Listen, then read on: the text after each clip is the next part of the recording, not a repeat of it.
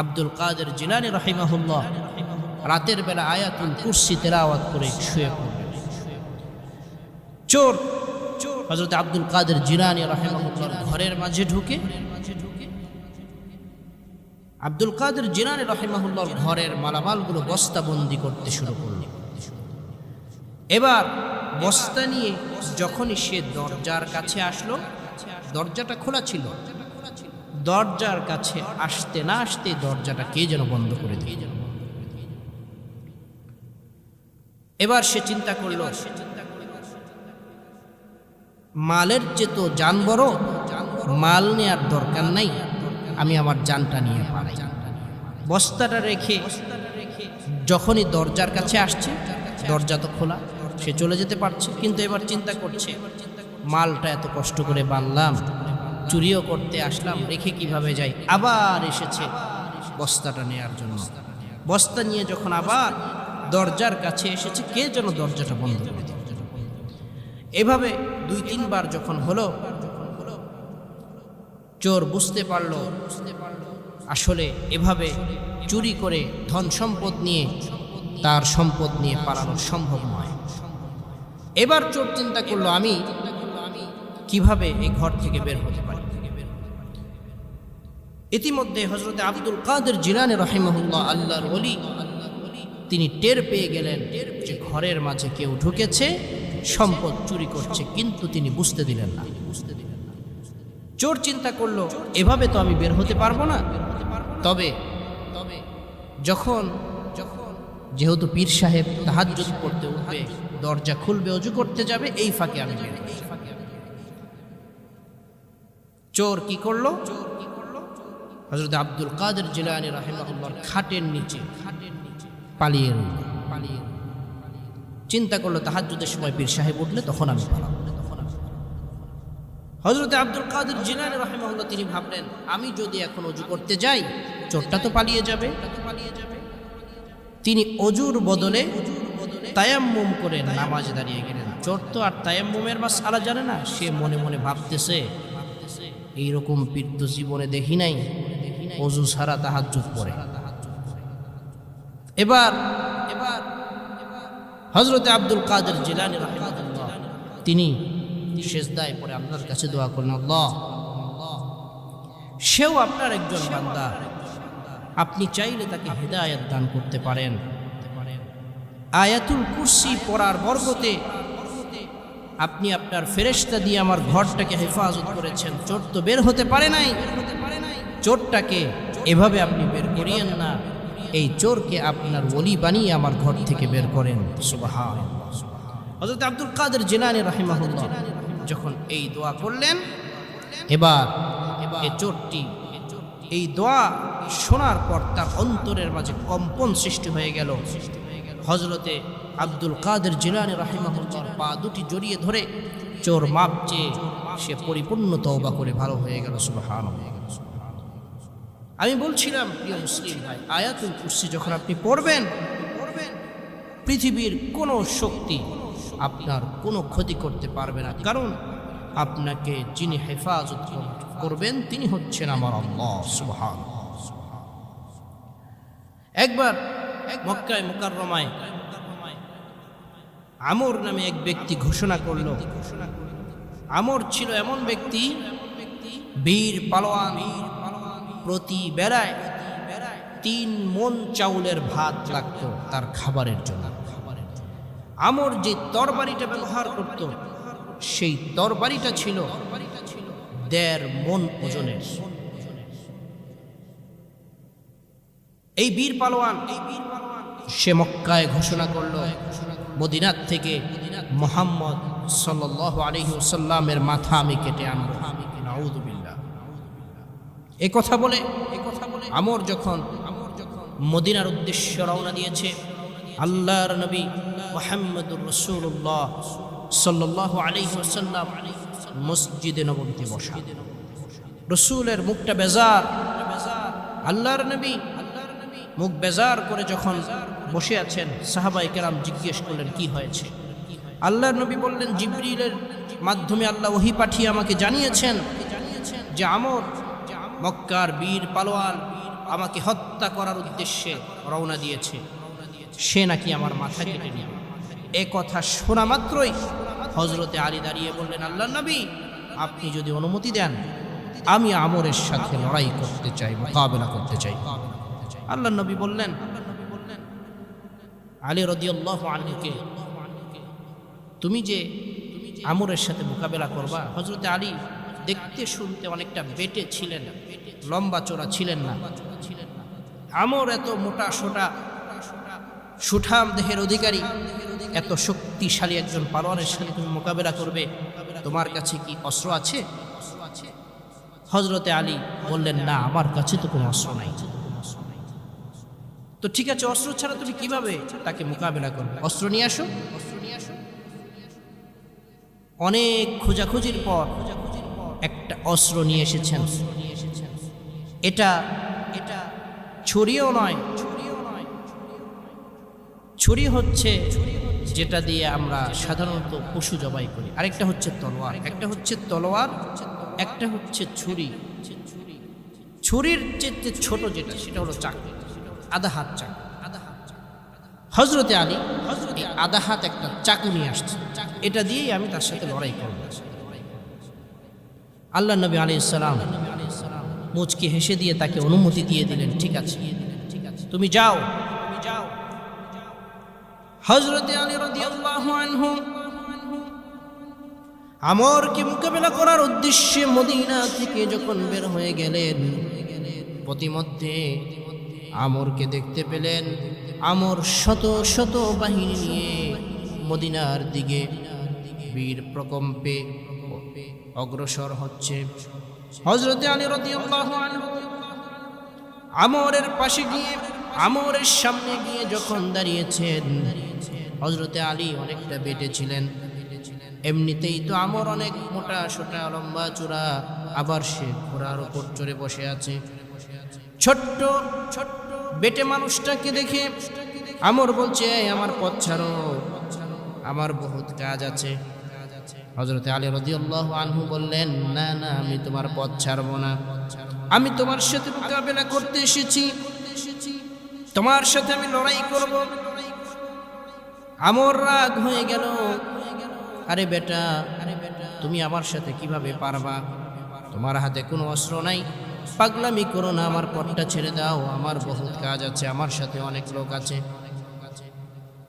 হযরতে আলী রাদিয়াল্লাহু আনহু তিনি বললেন, না না, আমি তোমার পথ ছাড়বো না।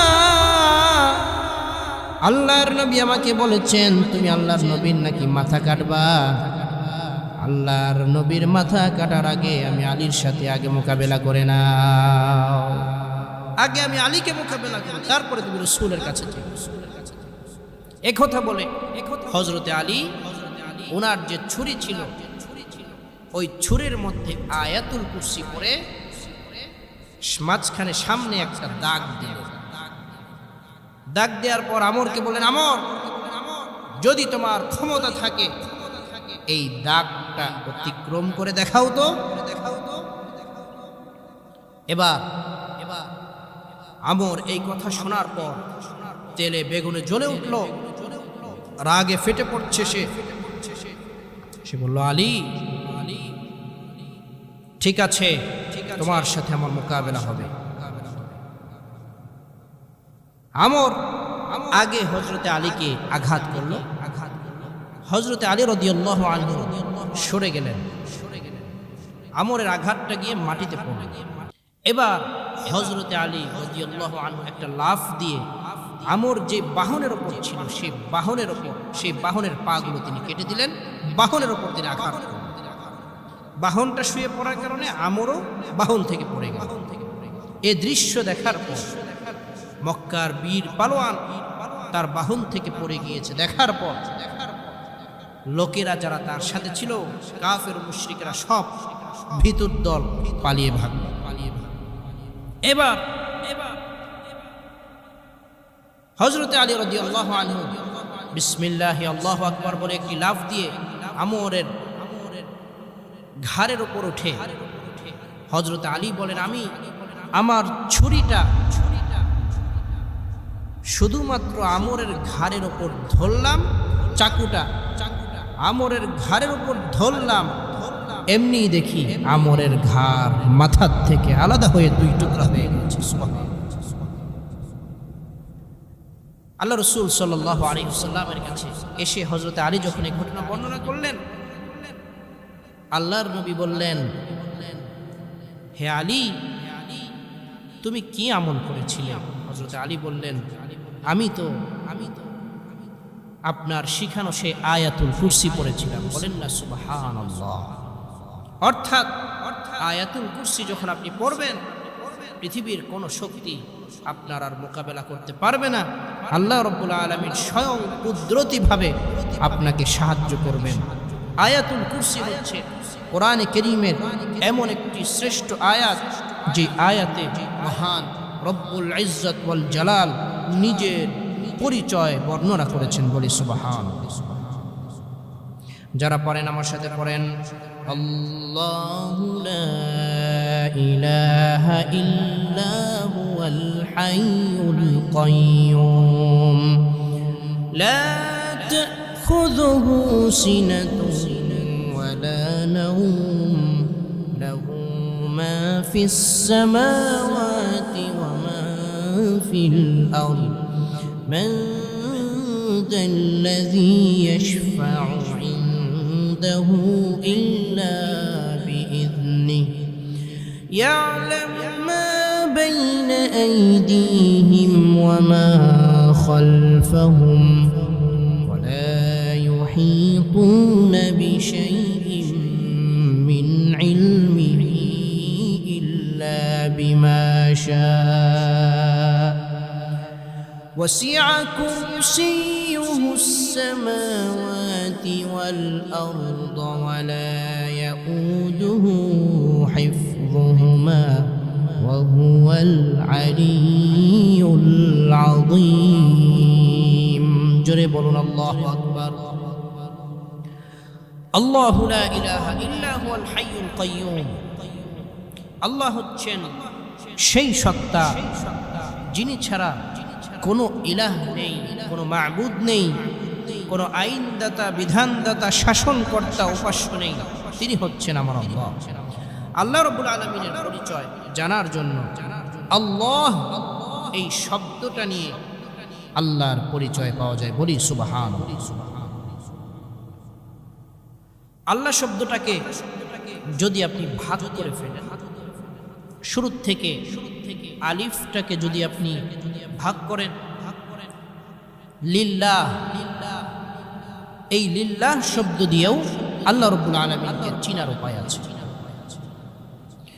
লিল্লাহি মা ফিস সামাওয়াতি ওয়া মা ফিল আরদ, আকাশ মণ্ডলী আর এই পৃথিবীর মাঝে যা কিছু রয়েছে সব কিছুর কৃতিত্ব, সার্বভৌমত্বের ক্ষমতার অধিকারী একমাত্র আল্লাহ। আপনি যদি আলিফ এবং প্রথম লামকে ফেলে দেন, লাহু শব্দ দিয়েও আমার আল্লাহর পরিচয় পাওয়া সম্ভব। লাহু মুলকুস সামাওয়াতি ওয়াল আরদ, আকাশ মণ্ডলী আর এই পৃথিবীর রাজত্ব একমাত্র আমি আল্লাহর। আল্লাহ শব্দের মধ্য থেকে, লফজে আল্লাহ থেকে আলিফ লাম এগুলোকে যদি আপনি রেখে দেন, শুধুমাত্র হা শব্দ দিয়েও আমার আল্লাহকে চিনার উপায় আছে। আল্লাহ রাব্বুল আলামিন কোরআনুল কারীমের মাঝে নিজের পরিচয় দিয়েছেন, ইন্নাহু হুয়াল গফুরুর রহিম, তিনি হচ্ছেন মহা ক্ষমাশীল এবং চিরদয়াময়। সুবহানাল্লাহ। লা ইলাহা ইল্লাহু, তিনি ছাড়া, আল্লাহ ছাড়া কোনো মাবুদ নাই, কোনো ইলাহ নাই, কোনো উপাস্য নাই। কিছু নাস্তিক আছে, তারা বলে দেয়ার ইজ নো গড, আল্লাহ বলতে কিছু নাই, এই পৃথিবী এমনি এমনি হয়েছে, এর মাঝে কোনো স্রষ্টা নাই। বলেন না নাউজ, বলেন না। হযরত ইমাম আবু হানিফা রাহিমাহুল্লাহর সময় এ ধরনের দাবি যখন নাস্তিকরা করল, ইমাম আবু হানিফা রাহিমাহুল্লাহ তিনি চ্যালেঞ্জ করলেন।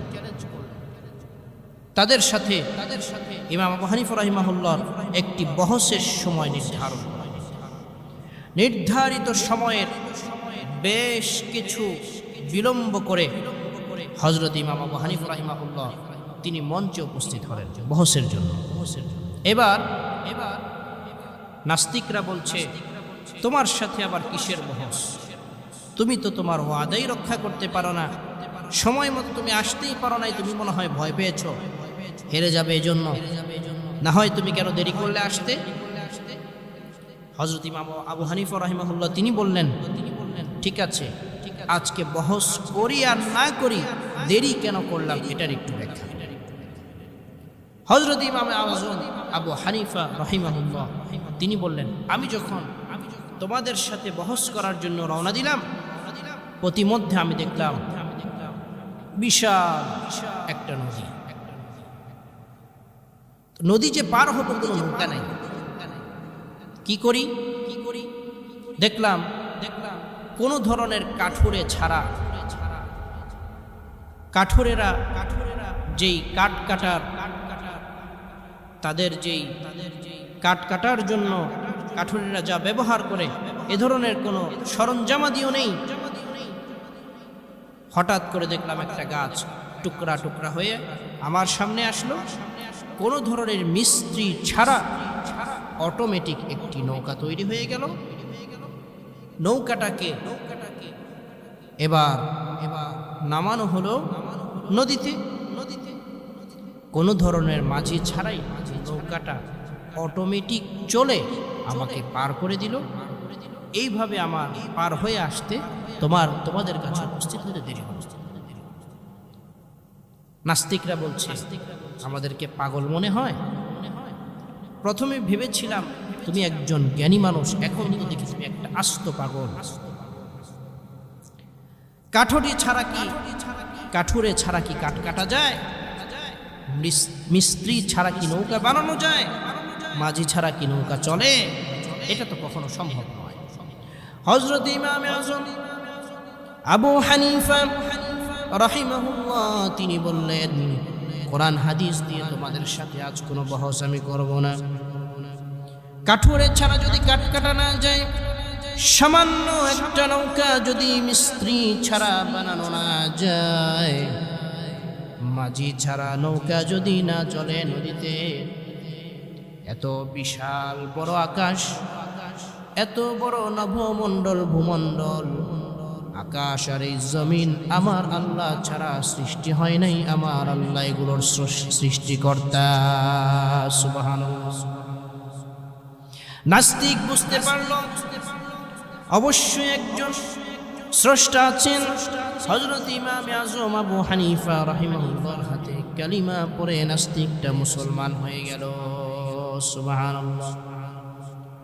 আমার প্রিয় বন্ধু, হযরত মূসা আলাইহিস সালাম আল্লাহ রাব্বুল আলামিনকে বললেন, ও আমার আল্লাহ, আপনি কি ঘুমান না? আল্লাহ রাব্বুল আলামিন এর উত্তরে বললেন, হে মূসা কালিমুল্লাহ আলাইহিস সালাম, আপনি এটা বোঝার জন্য দুটি পানি ভর্তি গ্লাস নিয়ে তুর পাহাড়ে আসুন। হযরত মূসা আলাইহিস সালাম দুটি গ্লাসের মাঝে পানি ভরে যখন তুর পাহাড়ে আসলেন, আল্লাহর নবী মূসা আলাইহিস সালাম অনেকক্ষণ দাঁড়িয়ে থাকার পরে মানবীয় দৃষ্টিতে, মানবীয় কারণে ওনার তন্দ্রা চলে আসলো। সামান্য তন্দ্রা আসার পর দুটি গ্লাস একটি আরেকটার সাথে লেগে টুকরা টুকরা হয়ে ভেঙে চুরমার হয়ে গেল। আমার আল্লাহ রাব্বুল আলামিন হযরত মূসা আলাইহিস সালামকে তিনি বললেন, আমার প্রিয় নবী মূসা, সামান্য তন্দ্রার কারণে যদি গ্লাস দুটি ভেঙে চুরমার হয়ে যেতে পারে, আমি আল্লাহ এই পৃথিবীর সব কিছুর নিয়ন্ত্রক। পৃথিবীকে আমি সৃষ্টি করেছি, সব কিছুকে আমি নিয়ন্ত্রণ করছি। আমি যদি ঘুমিয়ে যাই, আকাশ মণ্ডলী আর এই পৃথিবীটা সম্পূর্ণরূপে ধ্বংস হয়ে যাবে। আল্লাহ রাব্বুল আলামিন কোরআনুল কারীমের সূরাতুল বাকারার 255 নম্বর আয়াতুল কুরসির মাঝে বলছেন, আল হাইয়ুল কাইয়ুম, আল্লাহু লা ইলাহা ইল্লা হুয়াল হাইয়ুল কাইয়ুম লা তাখুযুহু সিনাতুন ওয়ালা নাওম। জোরে বলুন আল্লাহু আকবার। আল হাইয়ুল কাইয়ুম, তিনি চিরঞ্জীব, তিনি সব কিছুর নিয়ন্ত্রণ। তন্দ্রা ঘুম এগুলো আল্লাহর শানে যায় না, আল্লাহকে স্পর্শ করে না, বলেন না সুবহানাল্লাহ। আল্লাহ কখনো ঘুমান না এবং আল্লাহকে কখনো তন্দ্রা ঘুম স্পর্শ করতে পারে না। কোনো ব্যক্তি কোনো বিপদে পড়ে যদি আল্লাহকে বলে, ইয়া হাইয়ু ইয়া কাইয়ুম বিরহমাতিকা নাস্তাগীথ, বলা হয় এটি হচ্ছে ইসমে আযম, অর্থাৎ এভাবে যদি ইয়া হাইয়ু ইয়া কাইয়ুম বিরহমাতিকা নাস্তাগীথ বলে কোনো ব্যক্তি আল্লাহর কাছে দোয়া করে, আল্লাহ রাব্বুল আলামিন সাথে সাথে তাকে সেই দোয়াটা মঞ্জুর করে তার বিপদ আপদ বালা মুসিবত থাকলে আল্লাহ তাআলা দূর করে দেন। বলি সুবহানাল্লাহ। আমার প্রিয় বন্ধু, লা ইলাহা ইল্লাল্লাহ মুহাম্মাদুর রাসূলুল্লাহ, আল্লাহ ছাড়া কোনো ইলাহ নাই, কোনো উপাস্য নাই, কোনো আইনদাতা নেই, কোনো বিধানদাতা নেই। এই কালিমার দাওয়াত দিতে গিয়ে সাহাবায়ে কেরাম নির্যাতিত নিপীড়িত হয়েছেন, নবীরা কষ্ট পেয়েছেন, মার খেয়েছেন, জেল জুলুমের নির্যাতনের শিকার হয়েছেন। লা ইলাহা ইল্লাল্লাহ মুহাম্মাদুর রাসূলুল্লাহ, এই যে কালিমা তাওহীদ, এটি এতটাই গুরুত্বপূর্ণ কালিমা। আল্লাহ নবী আলাইহিস সালাম বলেন, বুখারী শরীফের হাদিস, فإن الله حرم على النار من قال لا إله إلا الله يبتغي بذلك وجه الله, যে ব্যক্তি আল্লাহর সন্তুষ্টির উদ্দেশ্যে লা ইলাহা ইল্লাল্লাহ বলবে, আল্লাহ রাব্বুল আলামিন তার জন্য জাহান্নামের আগুনকে হারাম করে দিবেন। সুবহানাল্লাহ। আমাদের সারা জীবন আল্লাহর কাছে দোয়া করা উচিত যে, হে আল্লাহ, আমার জীবনের শেষ কথাটা যেন কালিমায়ে তাওহীদ লা ইলাহা ইল্লাল্লাহ হয়। আল্লাহর নবী বলেছেন, মান কানা আখিরু কালামিহি লা ইলাহা ইল্লাল্লাহ দাখালাল জান্নাহ। সুবহানাল্লাহ। আবু দাউদ শরীফের হাদিস, মুহাম্মাদুর রাসূলুল্লাহ সাল্লাল্লাহু আলাইহি ওয়াসাল্লাম বলেন, যার জীবনের শেষ কথাটা হবে লা ইলাহা ইল্লাল্লাহ, আল্লাহ রাব্বুল আলামিন তাকে জান্নাতুল ফেরদাউসের মেহমান বানায় দিবেন। হযরত আবু হুরায়রা রাদিয়াল্লাহু আনহু আল্লাহর নবীকে জিজ্ঞেস করলেন, মান আসআদুন নাস বিশাফাআতিক, কিয়ামতের দিন কঠিন মুসিবতের সময় আপনার শাফাআত, আপনার সুপারিশের মাধ্যমে কোন ব্যক্তিটা সৌভাগ্য অর্জন করবে? হযরত আবু হুরায়রার এই প্রশ্নের জবাবে আল্লাহর নবী আলাইহিস সালাম বললেন, আসআদুন নাসি বিশাফাআতি ইয়াউমাল কিয়ামাতি মান ক্বালা লা ইলাহা ইল্লাল্লাহ খালিসাম মিন কলবিহি আও নাফসিহি। সুবহানাল্লাহ। বুখারী শরীফের হাদিস।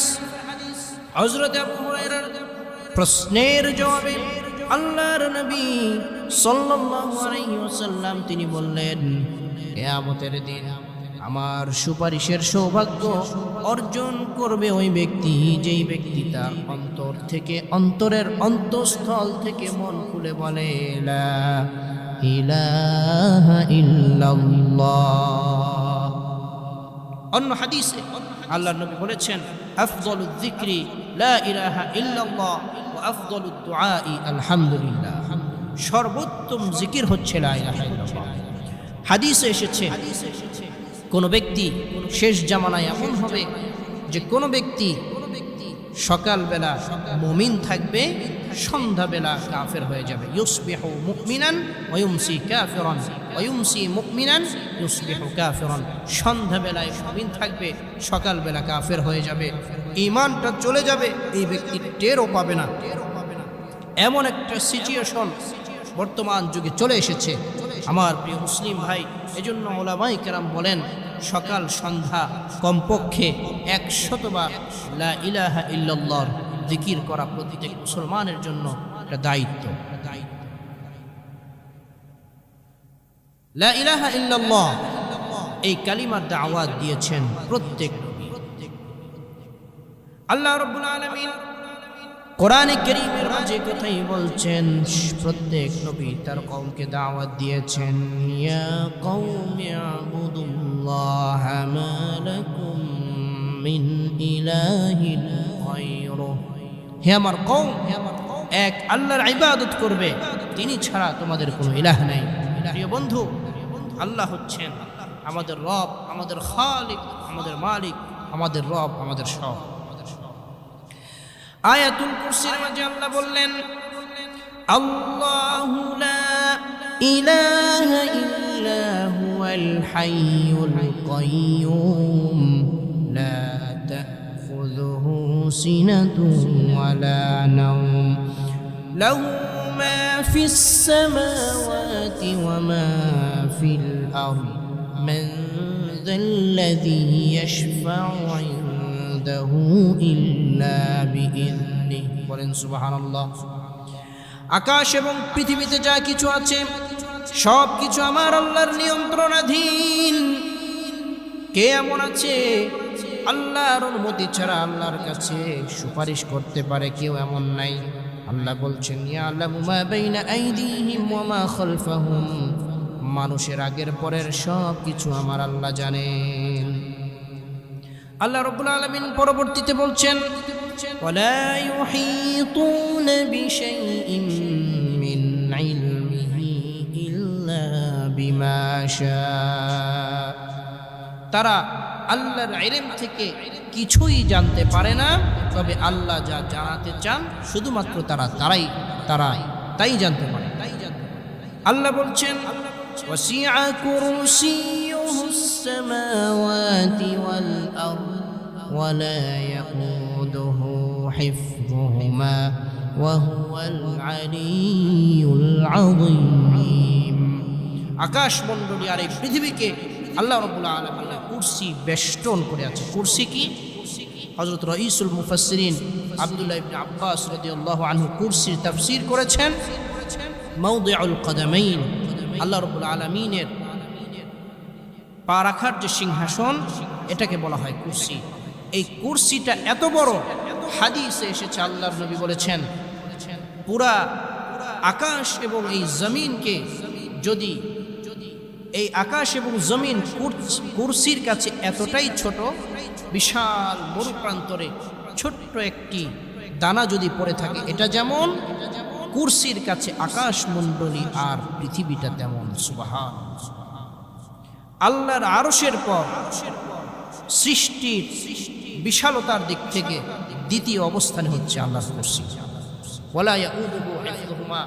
এই আকাশ মণ্ডলী আর এই পৃথিবীর সৃষ্টির সংরক্ষণ আল্লাহকে ক্লান্ত করতে পারে না। এটা আল্লাহর কাছে কোনো কঠিন নয়। ওয়া হুয়াল আলিয়্যুল আযীম।